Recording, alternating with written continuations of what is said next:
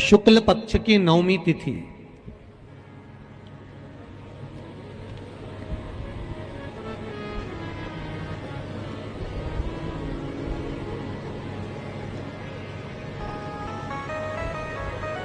पीला चंदन घिसकर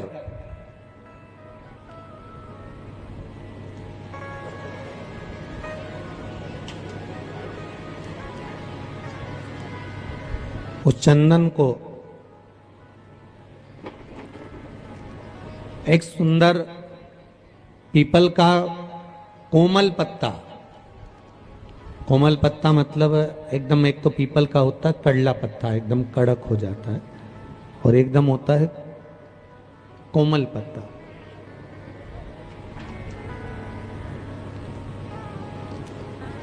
उस पीपल के कोमल पत्ते पर पीला चंदन घिसकर, जो वह चंदन होता है, उस चंदन को घिसकर उस चंदन को उस पत्ते पर रख ले। और महाराज उस पत्ते को मध्याह्न के समय पर, जैसे जब सुबह के समय पर सारी पूजन हो जाए, अर्चना हो जाए, भगवान शिव के मंदिरों में जल समर्पित हो जाए, उसके बाद में जब बाबा एकदम आनंद में विराजे हों, तब जहां शिवलिंग रखा होता है,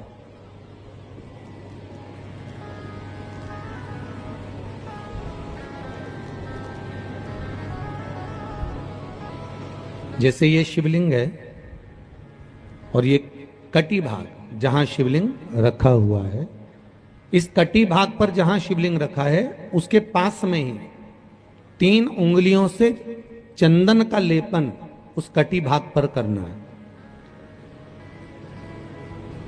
जो उंगलियां लगी रहेगी उसी को अशोक सुंदरी वाली जगह पर स्पर्श करना है, और अशोक सुंदरी वाली जगह पर स्पर्श कर कर कुछ देर तक चंदन लगे रहने देना है। उसके बाद में उस चंदन को वापस निकाल कर लेकर आना है। कटी भाग पर जो लगाया गया है उसको भी निकाल कर वापस लेकर आना है। फिर बाबा का स्नान नहीं कराना है, केवल चंदन लेकर आना है, उसी पीपल के पत्ते पर रखकर।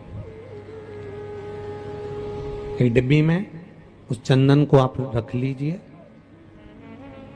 कुछ दिन जिसकी नेत्र ज्योति कमजोर है, चश्मा लग रहा हो, श्रवण शक्ति कमजोर हो, सुनाई कम दे रहा हो, उसके कंठ से इस ठोड़ी तक उस चंदन का तिलक लगाना प्रारंभ कर दीजिए, और नेत्रों के नीचे थोड़ा सा वो चंदन लगाना प्रारंभ कर दीजिए।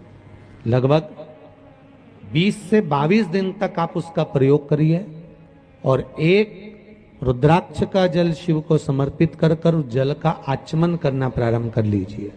लगभग 22 दिन लगेंगे। धीरे धीरे फिर जाकर डॉक्टर को जांच करा लेना, नेत्र की ज्योति बढ़ना प्रारंभ हो गई है। पर विश्वास के साथ में, भरोसे के साथ में, क्योंकि सबसे मूल अगर कुछ है तो विश्वास मूल है। मानो तो मैं गंगा मां हूं, और ना मानो तो बहता पानी। अगर आपका विश्वास प्रबल होगा, भरोसा अगर प्रबल होगा, विश्वास अगर प्रबल होगा तो भगवान मिलेगा, और अगर विश्वास नहीं है तो परमात्मा नहीं मिलेगा। नवमी तिथि या नौमी तिथि किसी भी महीने की, चाहे शुक्ल पक्ष की हो चाहे कृष्ण पक्ष की हो, अष्टमी और नौमी तिथि, ये 2 तिथियां ऐसी हैं, मान लो तुम्हारा पैसा तुमने किसी को दिया, 5 लाख, 4 लाख, 3 लाख, 10 लाख, 8 लाख, 2 लाख, 50,000, 25,000, 20,000, 40,000, और वो पैसा नहीं दे रहा आपको, आप हार गए कह के कर, फोन लगा कर, भैया दे दे रहे, परेशानी है, दे दे रहे भैया, हम तो परेशान हो गए, और हार गए, नहीं मिल रहा, बहुत परेशान। तो महाराज किसी भी अष्टमी या नौमी तिथि के दिन आप मां जगतजननी जगदम्बा का शिव के साथ में, शिव शक्ति का स्मरण कर कर, देवी के नाम की 9 आहुतियां, सूखे बीले की, मतलब बीला जो सूख चुका है, उसकी 9 आहुतियां अग्नि में शंकर और सती के नाम से, शंकर और शिव के नाम से समर्पित करें, और आखिरी आहुति जो समर्पित करें उसमें थोड़ा सा भाग तिल का, और तिल भी काली नहीं चढ़ती उसमें, श्वेत तिल का भाग उसके साथ लगाकर समर्पित करे, और जिससे धन लेना है उसका नाम लेकर वो समर्पित करे महाराज, उसको सुध आएगी और वो पैसा किसी भी हाल में आपके हाथ में थमाकर जाएगा ही, ये पक्का है। उसकी आहुतियां, और कोई कोई माताएं कह देती हैं, कोई बच्चा कह देता है मम्मी मुझे याद नहीं होता, याद करता हूं परीक्षा हॉल में जाकर भूल जाता हूं, मैं कुछ पढ़ता हूं बाद में जाके भूल जाता हूं, स्मरण में नहीं रहता। तो उनसे भी निवेदन है, आप मां नील पाठ नहीं पढ़ सकते, स्तोत्र नहीं कर सकते, संस्कृत में नहीं पढ़ सकते, तो मां नील सरस्वती के नाम से अष्टमी, नवमी और चतुर्दशी के दिन एक शंख पुष्पी पुष्प को, नीला कलर का जो फूल होता है बेल में लगा होता है, जो शिव जी को अति प्रिय होता है, उस पुष्प को आप जलाधारी पर रख दीजिए। जलाधारी जानते हो ना सब लोग, शिवलिंग पर नहीं, जलाधारी पर रख दीजिए और जल चढ़ाना 7 बार प्रारंभ करिए। बाबा देव अधिदेव महादेव आपको याददाश्तता में प्रवर करेगा। परीक्षा हॉल में जितना तुम याद कर कर गए हो, अच्छी मेहनत कर कर गए हो, तो भूलोगे नहीं, तुम्हारी बुद्धि तीव्र होती चली जाए, प्रबल होती चली। कभी मौका लग जाए अपनी जिंदगी में, कभी मौका लग जाए, कभी तुम्हारी जिंदगी में मौका लग जाए, सिद्धि विनायक गणेश जी का दर्शन करने के लिए जाओ, दगड़ू गणेश का दर्शन करने के लिए जाओ, अष्ट विनायक का दर्शन करने के लिए जाओ, उनके मंदिर में एक बार आवाज लगा कर कह देना हर हर महादेव। सबसे ज्यादा खुश होंगे मेरे गणेश जी महाराज, आज तो मेरे पिता का आशिक आया है, आज मेरे पिता को चाहने वाला आया है, और पिता का प्रेमी मेरा भी प्रेमी। कभी हरि विठ्ठल का दर्शन करने के लिए पंढरपुर में जाओ, क्योंकि भारत की भूमि पर केवल एक भगवान नारायण का मंदिर ऐसा है, पूरी भारत की भूमि में क्या पूरे विश्व में केवल भगवान पांडुरंगा हरि विठ्ठल का मंदिर ऐसा है जिसमें भगवान विष्णु के सिर पर शंकर का शिवलिंग है, वो पूरी दुनिया में एक हरि विठ्ठल में, केवल पांडुरंगा हरि विठ्ठल। इसलिए पंढरपुर में दर्शन करने जाओ, विठ्ठल विठ्ठल विठ्ठल विठ्ठल विठ्ठल विठ्ठल के साथ में एक आवाज और होना चाहिए, हर हर महादेव। तो हरि विठ्ठल प्रसन्न हो जाते हैं। मेरे मस्तक पर जो शिव बैठे हैं उसको देखकर आवाज लगा रहा है हरि विठ्ठल। ये दुर्वा बुधवार के दिन जो बार इस बार पड़ रहा है उस दिन समर्पित करिए। 41 दुर्वा प्रत्येक बुधवार को गांठ लगाकर गणेश जी को समर्पित कर कर वापिस उठाकर उस दुर्वा को खाली पेट, आपके घर में भी गणेश जी होंगे उनको समर्पित करो, खाली पेट इस दुर्वा को केवल चबा चबा कर खा लो और आधे घंटे बाद पानी को पी लो। बुधवार की बुधवार 5 बुधवार करना, गणेश जी को चढ़ाना, सफेद दुर्वा को गणेश जी को समर्पित कर कर चबा चबा कर खाना। उदर की प्रॉब्लम, जो भी मसा आदि की प्रॉब्लम होती है उदर से जुड़ी हुई होती है, जिस चीज से जुड़ी होगी, पेट की जितनी प्रॉब्लम होगी, आपको जितनी भी प्रॉब्लम होगी वो सारी 5 बुधवार करना, 6ठे बुधवार को जरूरत ही नहीं पड़ेगी। यदि भगवान गणेश जी की पूजन और भगवान शंकर की पूजन दोनों जब शमी पत्र से करी जाती है तो शरीर में कैसा भी रोग भरा पड़ा हो, डॉक्टर ने कह दिया कि यह बहुत बेकार रोग है और यह रोग इसका पीछा नहीं छोड़ेगा, यदि आपको डॉक्टर ने कह दिया कि ऐसा है, डॉक्टर की दवाइयां लो, जांच कराओ, डॉक्टर को दिखाओ, रिपोर्ट लाओ, पर साथ में 7 स्थान बताए हैं जहां पर शमी पत्र को अगर चढ़ाते रहे चढ़ाते रहे चढ़ाते रहे तो वो रोग कितना भी बड़ा हो आखिरी में वो रोग समाप्त हो ही जाता है। 7 स्थान बताए शमी पत्र। अब शमी पत्र के 7 स्थान तो बताएं, पर शमी पत्र की इतनी महत्वता क्यों है, मंदार की इतनी महत्वता क्यों है, गणेश जी की पूजन में, शिव जी की पूजन में इतनी महत्वता क्यों है? 7 स्थान पर शमी पत्र का वर्णन किया गया। 7 स्थान शिव महापुराण के वो 7 स्थान शिवलिंग के आप लोग देखेंगे, दर्शन करेंगे। ये मानकर चलिए ये जलाधारी है, ये जहां से जल बहता है वो स्थान, ये शिवलिंग है, समझ में आ रहा है सबको? ये शिवलिंग, ये जलाधारी, ये जल बहता है वो स्थान, बीच में अशोक सुंदरी का स्थान, गणेश जी कार्तिकेय जी का स्थान, माँ जगत जननी का हस्त कमल, शिवलिंग, ऊपर जलाधारी में जया, विषहरा, शामली बारी, दौतली, 7 स्थान बताए। पहला स्थान अशोक सुंदरी का स्थान, द्वितीय स्थान भगवान श्री गणेश जी महाराज का स्थान, जहां गणेश जी का स्थान है सीधे भाग में उस स्थान। तृतीय स्थान मां पार्वती जी का हस्त कमल। चतुर्थ स्थान भगवान शंकर का शिवलिंग। चौथा स्थान।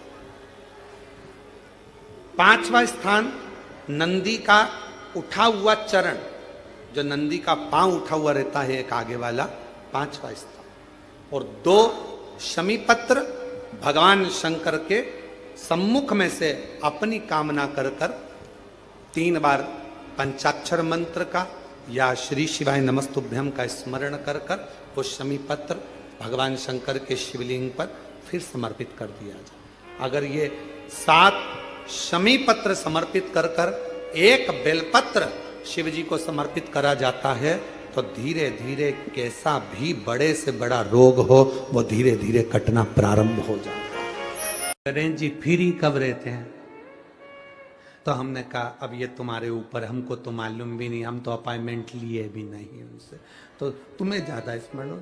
तो आप शंकर जी की कथा करते हो, आपको नहीं मालूम कि गणेश जी कब फ्री रहते हैं? हमने कहा गणेश जी फ्री रहने का केवल एक समय होता है, एक टाइम होता है, एक पल होता है, एक घड़ी होती है कि गणेश जी महाराज हमारे घर में आ गए।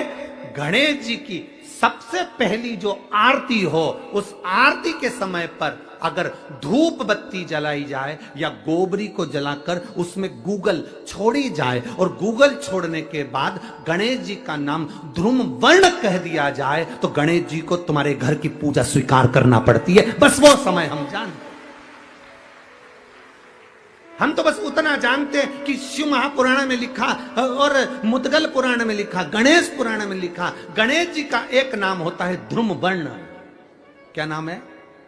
ध्रुम वर्ण गणेश जी का एक नाम होता है। जब हम धूप जलाकर और धूप लगाने के बाद में गणेश जी की सबसे पहली आरती करने के पहले अगर हम सबसे पहली आरती गणेश जी की कर रहे हो, अपने घर में स्थापना कर रहे हो, बिठा रहे हो, और तुम चाहते हो कि गणेश जी मेरे घर में आके मेरी पूजा को स्वीकार करें और जो मांगू मेरा गणेश मुझे दे 10 दिन के अंदर, तो पहला नाम लेकर पुकार लेना ध्रुम वर्ण विनायक, बैठो, बस काम हो गया। वो फ्री होकर आता है, वो बैठता है, अलमस्तता में बैठता। गणेश जी की प्रियता है दुर्वा। क्या प्रियता है? दुर्वा। कितनी दुर्वा गणेश जी को समर्पित करी जाती है? मात्र 5। कितनी? आज के जमाने में लोग गट्ठा बनाकर चढ़ा दें, वो अपनी जगह पर है। 5 दुर्वा पंचम इंद्रियों को वश में करने के लिए और भगवान के 5 जो स्वरूप हैं उनको अपने भीतर उतारने के लिए 5 दुर्वा। और दुर्वा में भी 3 गांठ। जब दुर्वा समर्पित करी जाती है तो उसमें नीचे दुर्वा की डंडी पर गांठ रहती है, 3 छोटी छोटी गांठें होना चाहिए। कितनी गांठ? जो भगवान को समर्पित करी जाए। दुर्वा का क्रम ऐसा है कि हम भगवान को दुर्वा क्यों देते हैं, उसका कारण यह है कि मान लो हे परमात्मा, हे शंभु, हे गणेश, हे प्रभु नारायण, अगर मान लो मेरा एक रास्ता चलते चलते गांठ पड़ जाए, एक रास्ता मेरा बंद हो जाए, तो वहां से मेरे दूसरे रास्ते खोल देना। इसलिए दुर्वा भगवान को समर्पित करी जाती है। दुर्वा को समर्पित करने का क्रम ही यही है कि मेरे मार्ग खुल जाए, मेरी राह खुल जाए, मेरा मार्ग चारों तरफ खुलता चले। अमृत है ये, इसलिए नष्ट नहीं होती। भगवान गणेश जी महाराज को जो दूबा आप लोग समर्पित करते हैं उसको मोली से बांधकर कभी नहीं चढ़ाएंगे, मोली से धागे से बांधकर नहीं चढ़ाएंगे, दूबा से ही उसको लपेट दीजिए, दूबा से ही उसको बांधिए और प्रयास करा करो कि दुर्बा जहां गणेश जी का दांत टूटा है उसी ओर गणेश जी को समर्पित करी जाए। दुर्बा का क्रम है। मनोकामना प्राप्ति के लिए 21 दुर्बा, वंश वृद्धि के लिए 11 दुर्बा, कार्य सिद्धि के लिए 7 दुर्बा और अच्छे जो बेटा बेटी नौकरी के लिए अप्लाई कर रहे हैं, जो बेटा बेटी चाहे सरकारी नौकरी हो, प्राइवेट नौकरी हो, सर्विस के लिए अप्लाई कर रहे हैं, उन बेटा बेटियों से निवेदन है, दुर्वा शिव जी को समर्पित कर कर केवल दूब जानते हो ना, दुर्वा सब जानते हैं। दुबा जो माला पिनाई थी उसमें बहुत सारी लगी थी, पढ़ी है, हम बताना जरा।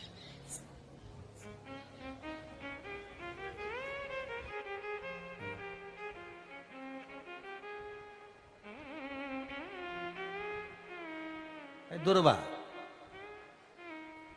जो बेटा बेटी सर्विस के लिए अप्लाई कर रहे हैं, तुम मेहनत करो, पढ़ाई करो, खूब पढ़ो, खूब तैयारी करो, अच्छे से तैयारी करो। जितनी मेहनत तुमने पूर्व में करी उससे दुगनी मेहनत तुम करो उस नौकरी को पाने के लिए। और साथ में जब एग्जाम के लिए जाओ, कहीं इंटरव्यू देने के लिए जाओ, दुर्वा शिव जी को, इस दुर्वा का जो डंडी का मुख है ये अशोक सुंदरी वाली जगह, फिर समझ लीजिए जैसे ये शिवलिंग, ये गोल जलाधारी, यहां से पानी नीचे गिरता है, बीच में अशोक सुंदरी का स्थान होता है। तो ये जो दुर्वा हम चढ़ाएंगे तो इसका डंडी का मुख शिवलिंग के पर चढ़ाएंगे तो ये शिवलिंग पर डंडी की जो भाग है वो अशोक सुंदरी की ओर हो गया और ये भाग इस ओर हो गया।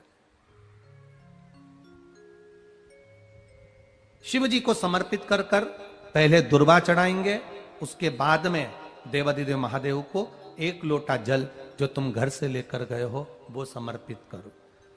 3 महीना लगातार अपनी पढ़ाई की मेहनत करो, अपने इंटरव्यू की मेहनत करो और खूब अच्छा पढ़कर साथ में एक लोटा जल और दुर्वा, शिव जी को भले 10 दुर्वा की जगह केवल एक दुर्वा चढ़ाओ, चढ़ाकर जल चढ़ाना, 3 महीने तक लगातार बाबा से प्रार्थना करना। विश्वास कहता है अगला पत्र तुम्हारा व्यासपीठ पर होगा, नौकरी लगेगी, निश्चित है।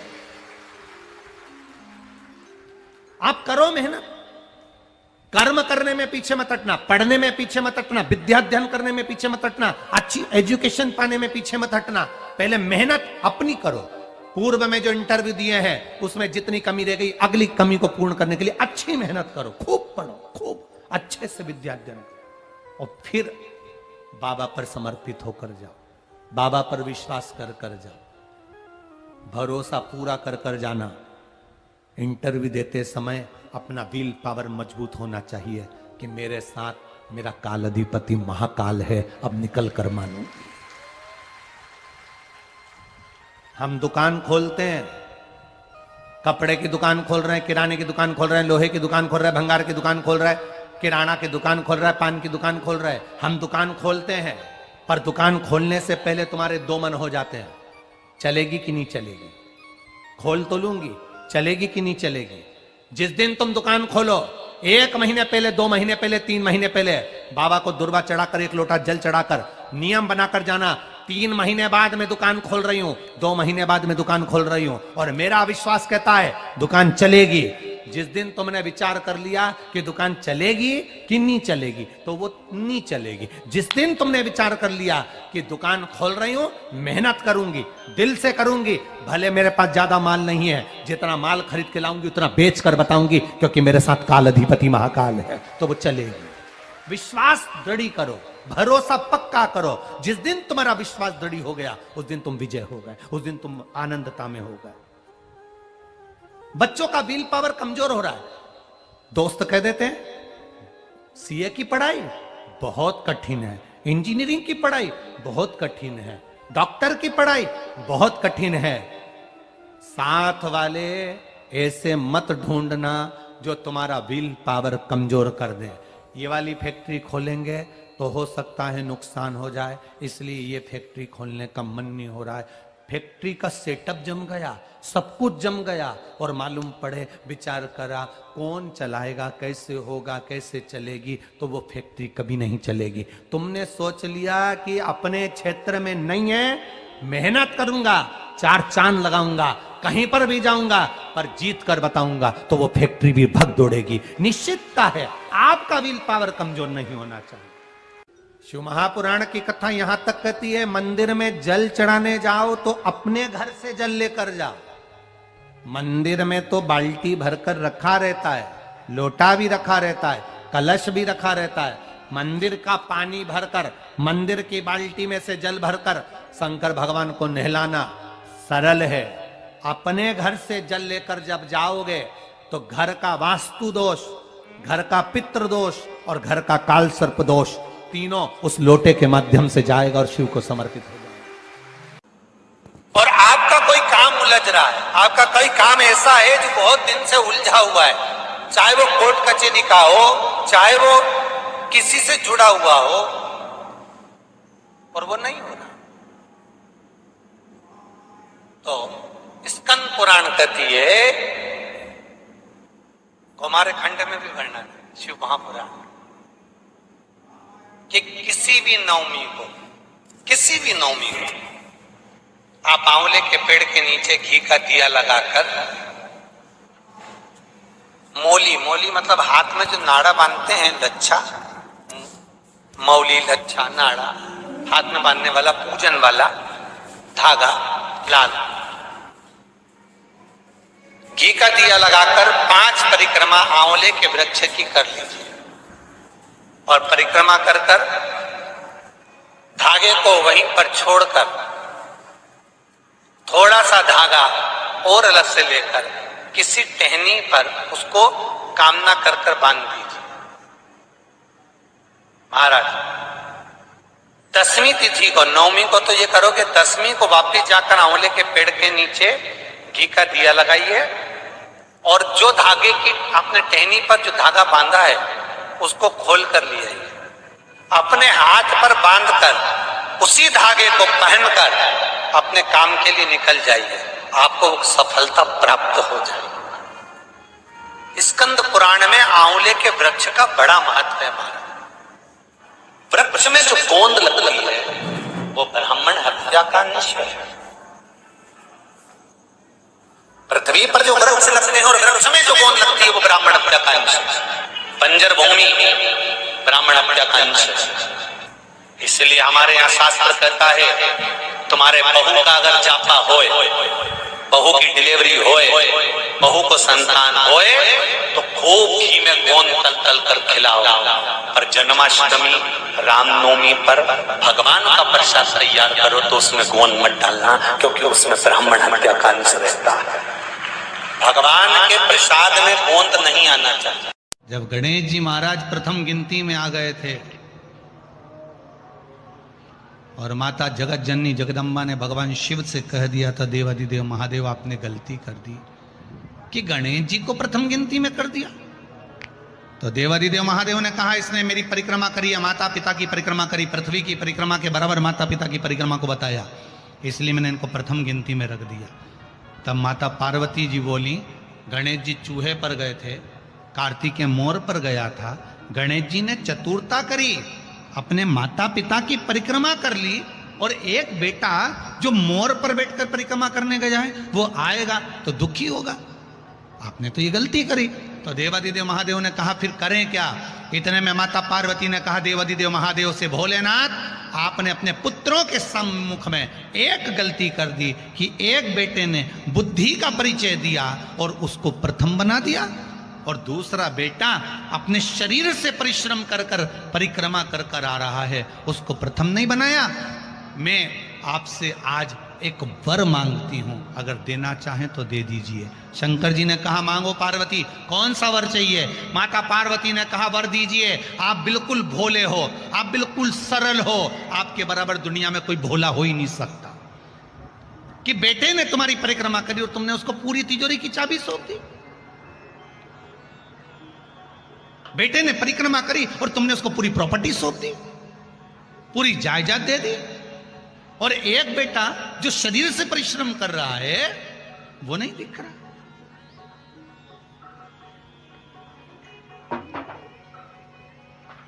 दो बेटे, एक फोन पे लगा रहे हैं, सारा व्यापार फोन पे, हाँ माल भेज देना, हाँ ऐसा कर लेना, ऑफिस में बैठा बैठा लिखा पढ़ी करता रहे, ऑफिस में बैठा बैठा काम करता रहे, और एक बेटा इंदौर जा रहा है, पुणे जा रहा है, मुंबई जा रहा है, यहाँ जा रहा, वहाँ जा रहा, वहाँ पहुँच रहा, वहाँ कर रहा, माता पिता की निगाह